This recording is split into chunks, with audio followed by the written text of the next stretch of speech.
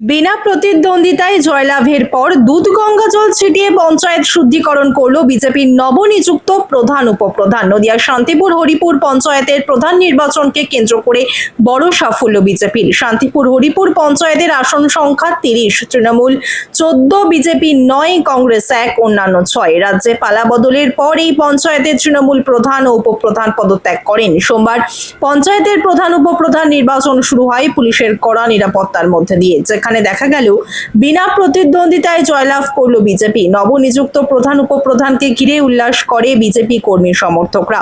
পরবর্তীতে পিতলের কলসিতে দুধ গঙ্গা জল নিয়ে আমের শাখা দিয়ে ছিটিয়ে শুদ্ধিকরণ করা হয় গোটা পঞ্চায়েত কার্যালয়কে। বিজেপির দাবি, বিগত তৃণমূল সরকার ক্ষমতায় থাকাকালীন এই তৃণমূল পরিচালিত পঞ্চায়েত দুর্নীতিতে ভরে যায়। স্বজন পোষণের অভিযোগ ওঠে এই পঞ্চায়েতের বিরুদ্ধে। বিজেপির দাবি, এখন থেকে এই পঞ্চায়েত স্বচ্ছতার সাথে পরিচালন করব আমরা।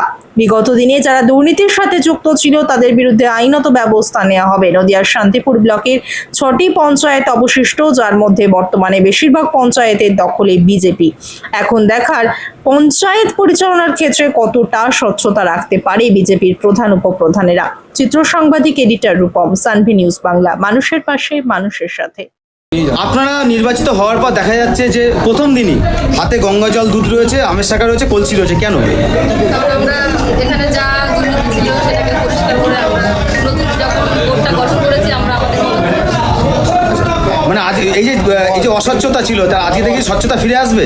অবশ্যই। আপনার নাম? নীলিমা সরকার মন্ডল।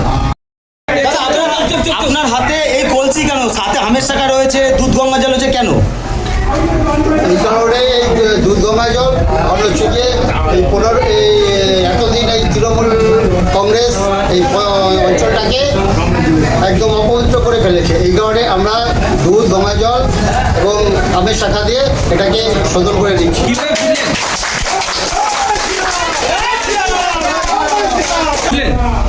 বুঝেছি এইভাবে, কেননা এদের শাসনকালে প্রত্যেকটি কাজের মধ্যেই দুর্নীতি জড়িয়ে রয়েছে। সেই দুর্নীতিকে রোধ করার জন্য আমাদের এই প্রয়াস। আপনার নাম? পাপন বর্মন।